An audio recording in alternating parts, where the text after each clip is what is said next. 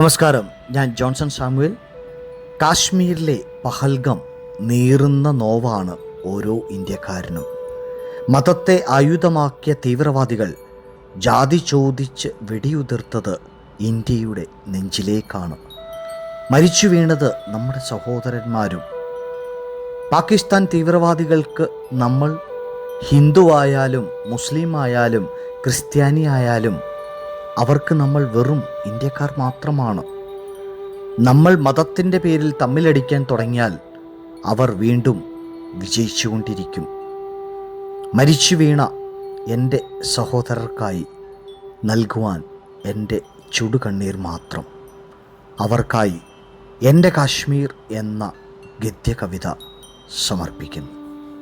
കവിത എൻ്റെ കാശ്മീർ. മതത്തെ ആയുധമാക്കിയ തീവ്രവാദികൾക്ക് തിരിച്ചടി തന്നെ മറുപടി. അടിക്കണം അവൻ്റെ നെഞ്ചിൻ കൂട് തകരുന്നതുവരെ. ഇനിയൊരു തീവ്രവാദി ജനിക്കരുത് ഈ ഭൂമിയിൽ. ഇനിയൊരു തീവ്രവാദി ജനിക്കരുത് ഈ ഭൂമിയിൽ. മതഭ്രാന്തന്മാർ മൂലം മരിച്ചവർക്ക് നമുക്ക് നൽകാവുന്ന ആദരവാണത്. പ്രകൃതി സൗന്ദര്യം തുളമ്പും നാടാണ് എൻ്റെ കാശ്മീർ. ആ നാടിനെ തകർക്കുവാൻ കച്ചകെട്ടിയ തീവ്രവാദികൾ പുകയുന്ന കനലായി തീർത്തു പഹൽഗമിലെ ജീവിതം. പുകയുന്ന കനലായി തീർത്തു പഹൽഗമിലെ ജീവിതം. മതത്തിൻ്റെ പേരിൽ ഇന്ത്യയെ തോൽപ്പിക്കാനാണെന്ന സത്യം അറിയാതിരിക്കരുതാരും. ഇന്ത്യയിൽ നമ്മൾ ഒരു പൂവിൻ ഇതൾ പോലെ ഹിന്ദുവും മുസ്ലിമും ക്രിസ്ത്യാനിയും മറ്റു മതസ്ഥരും ഒന്നിച്ചു നിൽക്കുമ്പോൾ മതഭ്രാന്തിൻ ജ്വരം പിടിച്ചവർ ഇടയ്ക്കൊക്കെ നൽകുന്ന മുറിപ്പാടുകൾ തുറുപ്പായെടുക്കുന്നു ഇന്ത്യയുടെ ശത്രുക്കൾ.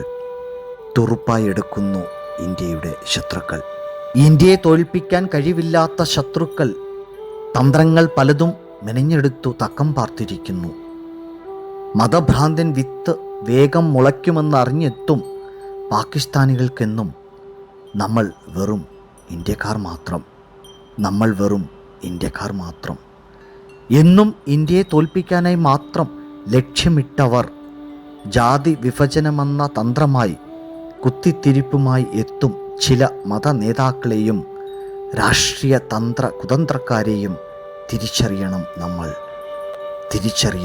നമ്മൾ. മതത്തിൻ്റെ പേരിൽ നമ്മളും തമ്മിലടിച്ചാൽ നമ്മളും തീവ്രവാദികളും തമ്മിൽ എന്താണ് വ്യത്യാസം?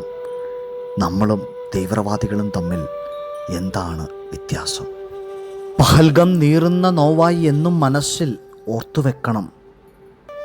വിഭജിക്കപ്പെടരുത് ഒരിക്കലും മതത്തിൻ്റെ പേരിൽ നമ്മുടെ ഇന്ത്യ.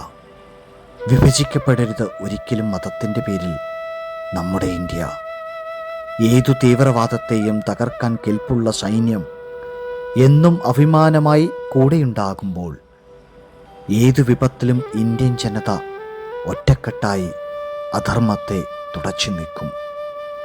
ഏതു തീവ്രവാദത്തെയും തകർക്കാൻ കെൽപ്പുള്ള സൈന്യം എന്നും അഭിമാനമായി കൂടെയുണ്ടാകുമ്പോൾ ഏതു വിപത്തിലും ഇന്ത്യൻ ജനത ഒറ്റക്കെട്ടായി അധർമ്മത്തെ തുടച്ചു നീക്കും. ജയ് ഹിന്ദ്.